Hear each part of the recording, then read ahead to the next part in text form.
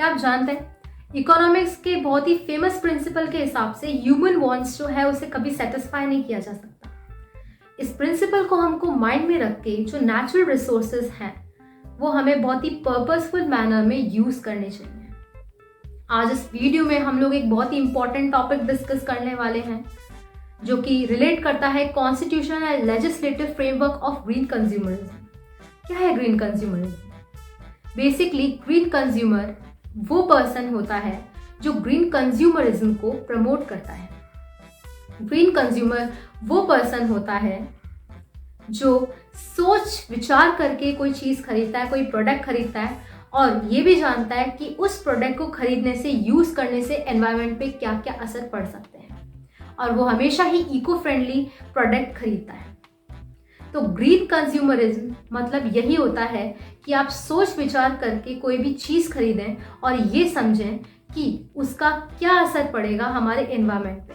अगर वो environment friendly है तो बेशक आप खरीद सकते हैं और अगर नहीं है तो आपको उसका यूज़ बंद कर देना चाहिए अगर कोई सब्स्टिट्यूट अवेलेबल है तो। बहुत सारे बिजनेस हैं इंडिया में जो कि ग्रीन मार्केटिंग स्ट्रेटजीज को प्रमोट कर रहे हैं।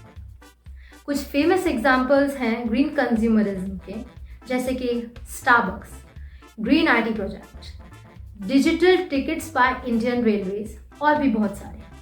तो चलिए स्टार्ट करते हैं कि कौन कौन से कॉन्स्टिट्यूशनल फ्रेमवर्क्स हमारे पास हैं ग्रीन कंज्यूमरिज्म को लेकर। जैसा कि आप जानते हैं ग्रीन कंज्यूमरिज्म एक बेसिक इनिशिएटिव होता है फॉर प्रोटेक्शन ऑफ एनवायरनमेंट। सबसे पहले हमारे पास कुछ फंडामेंटल राइट्स हैं, कुछ डीपीएसपीज हैं, कुछ फंडामेंटल ड्यूटीज हैं और कुछ अदर आर्टिकल्स हैं जो प्रोटेक्शन ऑफ एनवायरनमेंट के बारे में बात करते हैं और ग्रीन कंज्यूमरिज्म को प्रमोट करते हैं। तो आइए चलिए इनके बारे में जानते हैं। फंडामेंटल राइट में आर्टिकल नंबर 40 सबसे बेसिक राइट है जो ग्रीन कंज्यूमरिज्म को प्रमोट करता है और प्रोटेक्शन करता है एनवायरनमेंट को। कैसे? आर्टिकल 14 कहता है कि हर पर्सन को इक्वल राइट है कि वो एनवायरनमेंट को प्रोटेक्ट कर सके। दूसरा आर्टिकल हमारे पास आता है आर्टिकल 19 क्लॉज 1 जो कि रीजनेबल रेस्ट्रिक्शंस की बात करता है। पीए जेकब केस में अगर आपको याद हो तो यूज ऑफ लाउड स्पीकर्स जो है वो फंडामेंटल राइट में कवर नहीं होता है। यूज ऑफ लाउड स्पीकर बहुत ही ज़्यादा मात्रा में नॉइज पॉल्यूशन क्रिएट करता है। अब तीसरा हमारे पास जो फंडामेंटल राइट है वो है आर्टिकल नंबर 21 जो ये इंश्योर करता है कि हर पर्सन को एक क्लीन एनवायरनमेंट में रहने का राइट है।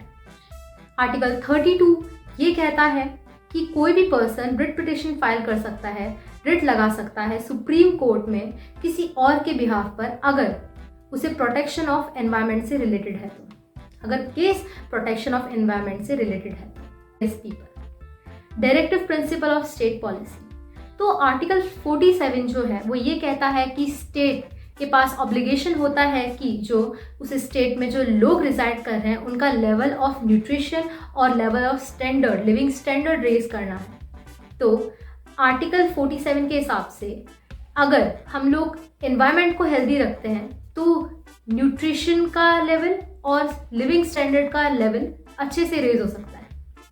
आर्टिकल 48 ये कहता है कि स्टेट के पास ऑब्लिगेशन होता है कि वो अपने एरिया के जितने भी फॉरेस्ट है उसको प्रोटेक्ट करे, वाइल्ड लाइफ को प्रोटेक्ट करे और जो एनवायरनमेंट है उसे प्रोटेक्ट और मेंटेन करे। थर्डली हमारे पास आता है fundamental duties.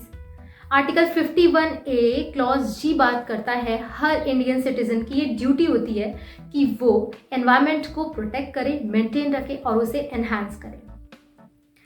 Fourthly other article जो इंक्लूड होता है for protection of environment and promotion of green consumerism वो है आर्टिकल 253।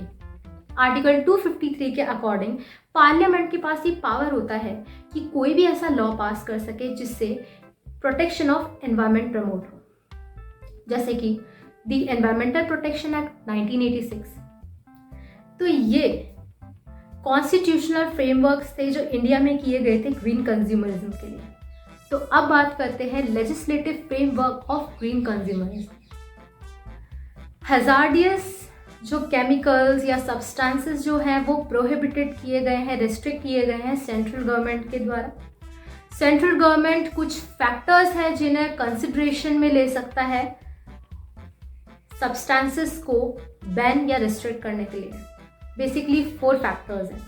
पहला फैक्टर है जो सब्सटेंसेस है जिनका नेचर हजार्डियस है, यानी जो लिविंग बींग्स के लिए हजार्डियस हैं, एनिमल्स के लिए हैं, और living creatures, other living creatures, trees के लिए जो एनवायरनमेंट को इफेक्ट कर रहे हैं किसी नेगेटिव वे में, गवर्नमेंट के पास सेंट्रल गवर्नमेंट के पास पूरा हक है कि वो उन सब्सटेंसेस को बैन कर सके।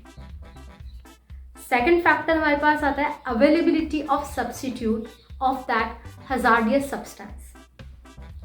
थर्ड फैक्टर हमारे पास आता है technology available in that country to create a substitute of that hazardous substance. और फोर्थ है other factor that central government may deem fit in order to restrict the same.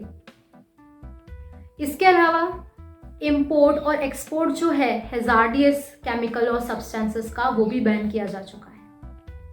तो ये कुछ लेजिस्लेटिव फ्रेमवर्क्स थे जो कि ग्रीन कंज्यूमर को promote करने के लिए बनाए गए थे। तो इस वीडियो को मैं एंड करना चाहूँगी कुछ कंक्लूजन के साथ। जो रीसेंट यूनियन बजट है उसने ज़्यादा जोर दिया है प्रोटेक्शन ऑफ एनवायरनमेंट पे।